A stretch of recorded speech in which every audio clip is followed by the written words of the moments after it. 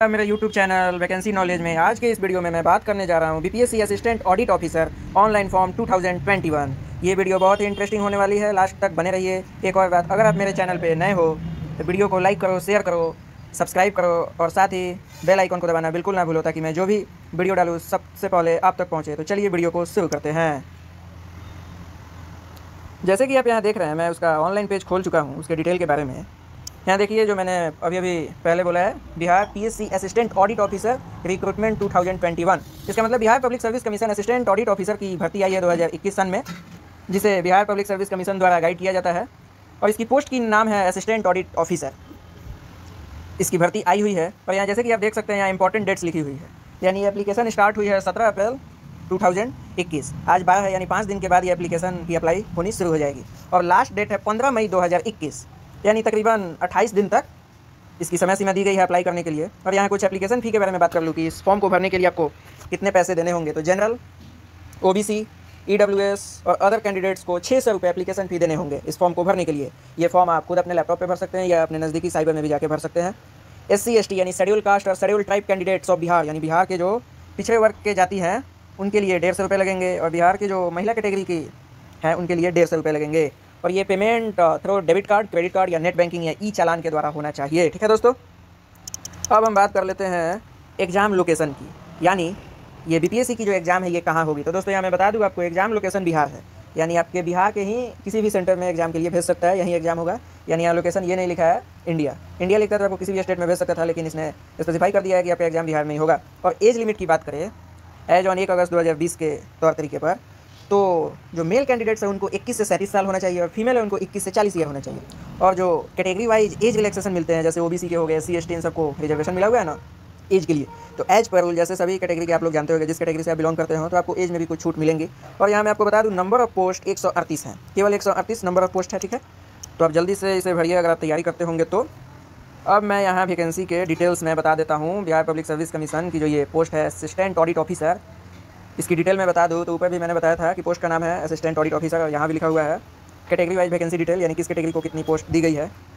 तो जनरल के लिए 54 पोस्ट, ईडब्ल्यूएस के लिए 14 पोस्ट, ओबीसी के लिए 17 पोस्ट, ओबीसी फीमेल के लिए 4 पोस्ट, ईबीसी के लिए 25 पोस्ट, SC के लिए 25 पोस्ट, ST के लिए 2 पोस्ट। और इसकी पे स्केल यानी पर मंथ आपको 57,000 रुपये की सैलरी मिलेगी। और ये शुरुआती सैलरी इतनी है, और हर एक साल सैलरी की जो मंथली है वो चेंज होते रहते हैं। 57 के बाद 60 मिलेंगे, 62 ऐसे चेंज होती रहती है। अब यहाँ मैं बात कर देता हूँ एजुकेशन क्वालिफिकेशन। तो एजुकेशन क्वालिफिकेशन में क्या मांग रहा है, bachelor degree from recognised university in one of the subject in commerce, economics, statistic और मैथमेटिक्स। यानी किसी भी कॉलेज से आपके पास बैचलर डिग्री होनी चाहिए। कॉमर्स इकोनॉमिक्स में एक स्टैटिस्टिक और मैथ भी होनी चाहिए। अगर आप बैचलर डिग्री नहीं है और आपने MBA फाइनेंस किया हो, चाहे आपके पास CA की डिग्री हो, तो भी आप फॉर्म भर सकते हैं। अब यहाँ मेन बात किया जाए कि ये अप्लाई हम कैसे करेंगे इस पोस्ट के लिए। तो यहाँ साफ नीचे लिखा हुआ है, candidate can apply through link provided below, यानी नीचे दिए गए लिंक को क्लिक करके कैंडिडेट चाहे तो 17 अप्रैल से इस फॉर्म को भर सकते हैं, और वो चाहे तो बीपीएससी के ऑफिशियल वेबसाइट से भी फॉर्म को अप्लाई कर सकते हैं 15 मई 2021 से पहले। और यहाँ पे फिर एक सूचना दी जा रही है, कैंडिडेट आर सजेस्टेड, यानी कैंडिडेट को सुझाव दी जा रही है कि वो अप्लाई करने से पहले बीपीएससी की जो ऑफिशियल नोटिफिकेशन है अकॉर्डिंग टू AAO यानी ऑडिट असिस्टेंट ऑफिसर, ये पढ़ कर ही वो क्या करें, इस फॉर्म को फिलअप करें। Mode of selection of Bihar PCS यानी Bihar public service commission assistant audit officer की सिलेक्शन कैसे होगी, तो जैसे कि हम सब जानते हैं कैसे होती है। और यहाँ लिखा भी है, selection will be based on education qualification and interview. इसकी सिलेक्शन किस पे आधारित होगी, एजुकेशन क्वालिफिकेशन यानी रिटन टेस्ट पे आधारित होगी, और इंटरव्यू। अगर आपका रिटन टेस्ट क्लियर हो गया तो आपका इंटरव्यू ली जाएगी। इंटरव्यू लेने के बाद आपको अगर फुलफिल करते हैं तो आगे आपको जॉब दी जाएगी। अब हम यहाँ कुछ इंपॉर्टेंट लिंक्स दिए गए हैं, जैसे अप्लाई ऑनलाइन, तो यहाँ क्लिक हियर। ठीक है, लिंक एक्टिवेट 17 अप्रैल 2021 को ये लिंक एक्टिवेट होगा। अब मैं बीपीएससी की जो ऑफिशियल नोटिफिकेशन है, जो किसी भी फॉर्म अप्लाई करने से पहले वो जारी करती है, वो मैं डाउनलोड करके दिखाऊंगा। और उसमें जितनी भी दी गई जानकारी है उसे मैं पढ़ के आपको समझाऊंगा। हालांकि ऊपर मैंने जो शॉर्ट नोटिफिकेशन में बताया वही काफ़ी है, लेकिन फिर भी मैं ये डाउनलोड करके आपको इसके अंदर की सारी जानकारी दूंगा। तो देखिए, मैं यहाँ क्लिक हियर पे जैसे ही क्लिक करूँगा तो ये नोटिफिकेशन डाउनलोड हो जाएगी। तो मैंने सिंपली क्लिक किया, यहाँ देखिए ये नोटिफिकेशन जो कि हिंदी लैंग्वेज में दी गई है यहाँ डाउनलोड हो चुकी है।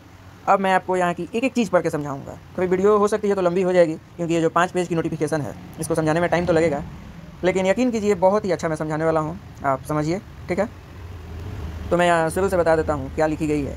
यहाँ बिहार लोक सेवा आयोग 15 नेहरू पथ बेली रोड पटना, यानी इसकी हेड ऑफिस वहीं पे। विज्ञापन संख्या 5/2021 अंकेक्षण निदेशालय वित्त विभाग बिहार के अंतर्गत सहायक अंकेक्षण अधिकारी, यानी जो इंग्लिश में उस समय मैं बोला असिस्टेंट ऑडिट ऑफिसर की जो हिंदी है वो सहायक अंकेक्षण अधिकारी इसे हिंदी में कहते हैं, ठीक है, कि 138 रिक्त पदों पर नियमित नियुक्ति हेतु सुयोग्य उम्मीदवारों से ऑनलाइन आवेदन आमंत्रित किए जाते हैं। यानी जो इसकी 138 पोस्ट हैं, जो रिक्त पोस्ट हैं, तो जो सुयोग्य उम्मीदवार हैं जो इस नौकरी के लिए फुलफिल करते हैं उनसे हर एक साल इसको आमंत्रित किया जाता है कि बच्चे फॉर्म भरे, एग्जाम दे, पास आउट होकर यहाँ ज्वाइन करें। और इसकी ऑफिशियल वेबसाइट www.bpsc.bis.nic.in पर प्रदर्शित है, यानी इन सब चीज़ों को वहाँ पे डाल दी गई है। इन 138 पदों की कोटिवार विवरणी निम्नलिखित लिखी गई है, यानी किस कोटि को कितनी कुल पद या वैकेंसी। तो यहाँ देखिए अनारक्षित यानी जो जनरल, तो मैंने पहले भी आपको बता दिया है 54 है, ठीक है। आर्थिक रूप से कमजोर वर्ग 14 है, अनुसूचित जाति 22 है, अनुसूचित जनजाति 2 है, अत्यंत पिछड़ा वर्ग 25 है, पिछड़ा वर्ग 17 है, पिछड़े वर्ग की महिलाएं 4 है, कुल 138, यानी कोटिवार विवरणी यहाँ दे दी गई है। अब यहाँ ये तो क नंबर हो गया, यानी जैसे इंग्लिश में ABCD लिखता है वैसे इसमें हिंदी में क ख लिखा है, ठीक है। अब यहाँ ख नंबर में स्वतंत्रता सेनानियों के पोता पोती नाती नतिनी के लिए आरक्षित 2% कुल पदों की संख्या, और जो स्वतंत्रता सेनानी के पोते होंगे या पोती नाता नाती सब जो भी है उनके लिए 2% रिजर्व है, यानी कुल 3 गो सीट उनके लिए भी रिजर्व है। अब मैं बात कर लेता हूँ ग नंबर की। दिव्यांग अभ्यर्थियों के लिए 4% आरक्षित कुल पदों की संख्या 6। दिव्यांग यानी जो बधिर हैं, जो चल फिर नहीं सकते हैं, ठीक है, जो दृष्टि से बाधित हैं, उनके लिए यहाँ देख सकते हैं 6 पोस्ट दी गई है, ठीक है। अच्छा, अब यहाँ वेतनमान, यानी वेतनमान किस स्तर पे मिलेगी, तो हम जानते हैं 7th पे कमीशन, आपने इंग्लिश में सुना होगा, तो वहीं यहाँ वेतन स्तर 7वां है। अच्छा, अब यहाँ शैक्षणिक योग्यता यानी एजुकेशन क्वालिफिकेशन क्या है। वाणिज्य यानी कॉमर्स, इकोनॉमिक्स, अर्थशास्त्र, सांख्यिकी अथवा गणित में से किसी एक विषय से मान्यता प्राप्त विश्वविद्यालय से स्नातक डिग्री होनी चाहिए, यानी कॉमर्स हो या इकोनॉमिक्स हो या मैथ हो, इन ये 3-4 विषय जो भी है उसमें से किसी एक विषय में आपको बैचलर डिग्री होनी चाहिए, ठीक है। या MBA हो या CA की, अगर ये डिग्री ना हो तो MBA की डिग्री CA की डिग्री से भी ये हो जाएगी। अब यहाँ कुछ नोट दिया गया है, ठीक है, यानी जिसके पास MBA की डिग्री है वो भी इसके लिए आवेदन कर सकता है। अब यहाँ कुछ नोट दिया गया है। शैक्षणिक योग्यता से संबंधित सभी प्रमाण पत्र ऑनलाइन आवेदन भरने की तिथि 15/5/2021 के पूर्व निर्गत होना चाहिए, अन्यथा उम्मीदवार की उम्मीदवारी रद्द कर दी जाएगी। यानी जितने भी एजुकेशनल क्वालिफिकेशन के डॉक्यूमेंट है वो ऑनलाइन आवेदन भरने की अंतिम तिथि जो 15/5/2021 तक है, उससे पहले ये सभी डॉक्यूमेंट सबमिट हो जानी चाहिए। अगर डॉक्यूमेंट सबमिट नहीं हुई तो उसकी जो उम्मीदवारी है, यानी जो उसकी एप्लीकेशन है, उसको रद्द कर दी जाएगी। अब आइए देखते हैं यहाँ उम्र सीमा। उम्र सीमा दिनांक 1/8/2020 को न्यूनतम 21 वर्ष, यानी कैंडिडेट 1 अगस्त 2020 तक अगर वो कम से कम 21 वर्ष तक हो गया तो वो भर सकता है, और ज़्यादा से ज़्यादा 37 वर्ष, यानी यहाँ कुछ अनारक्षित भी पुरुष हैं जो 37 वर्ष तक इसमें चले जाएंगे। पिछला वर्ग, अत्यंत पिछड़ा वर्ग एवं अनारक्षित 40 वर्ष तथा अनुसूचित जाति, अनुसूचित जनजाति पुरुष 42, इनको भी कुछ छूट है तो वो 40-42 तक दिया गया है, ठीक है। अब यहाँ क्या दिया गया है, उम्र सीमा हो गया 4 के पहला नंबर में कार्मिक एवं प्रशासनिक सुधार विभाग, ठीक है, बिहार के संकल्प विज्ञापन संख्या 2374 दिनांक 16/7/2007 के आलोक में ऐसे नियमित सरकारी सेवक जो 3 वर्षों की निरंतर सेवा पूर्ण कर चुके हो को उच्चतर वेतनमान की सेवा में जाने के लिए अधिकतम आयु सीमा 5 वर्ष की छूट अनुमान्य है, ठीक है। तो अब यहाँ देखिए क्या दिया गया है। सेकंड नंबर, सामान्य प्रशासन विभाग बिहार के संकल्प ज्ञापांग इतना आलोक के अधिकतम आयु सीमा के अतिरिक्त दिव्यांगों को अधिकतम उम्र सीमा में 10 वर्ष की छूट अनुमान्य। दावा करने की स्थिति सक्षम प्राधिकार द्वारा निर्गत प्रमाण पत्र जमा करना अनिवार्य होगा, ठीक है। अब यहाँ ये तीसरा नंबर में भी कुछ होगा। अब यहाँ आते हैं सबसे बड़ी बात, चयन स्थिति कैसे होगी, यानी चयन की प्रक्रिया क्या है। प्रारंभिक परीक्षा यानी प्रीलिम्स एग्जाम, मुख्य परीक्षा यानी मेंस एग्जाम एंड साक्षात्कार के आधार पर की जाएगी और इंटरव्यू के आधार पर आपकी सिलेक्शन होगी। प्रारंभिक परीक्षा सामान्य अध्ययन विषय की होगी जिसके सभी प्रश्न वस्तुनिष्ठ प्रकृति इसके बहुविकल्पीय होंगे, यानी ऑब्जेक्टिव टाइप क्वेश्चन होगा। परीक्षा की अवधि 2 घंटा की होगी और कुल अंक 150 होंगे, और परीक्षा की ड्यूरेशन यानी कितने देर की परीक्षा होगी वो 2 घंटा की होगी और कुल अंक 150 होंगे। प्रश्नवार बहुविकल्पीय उत्तरों में से प्रश्नवार किसी एक उत्तर का चयन अक्षेपित होगा। प्रारंभिक परीक्षा का पाठ्यक्रम वही होगा जो संयुक्त प्रतियोगिता परीक्षा का है, ठीक है। प्रारंभिक परीक्षा में सफल अभ्यर्थियों को मुख्य परीक्षा हेतु आमंत्रित किए जाएंगे, यानी जो प्रीलिम्स एग्जाम में क्वालिफाई हो जाएंगे उन्हीं को मेन एग्जाम के लिए आमंत्रित किया जाएगा, ठीक है दोस्तों।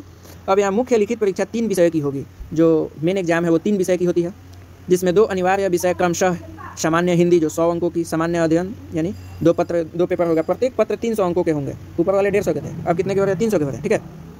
इसके अतिरिक्त वैकल्पिक विषयों में से किसी एक विषय का चयन करना होगा।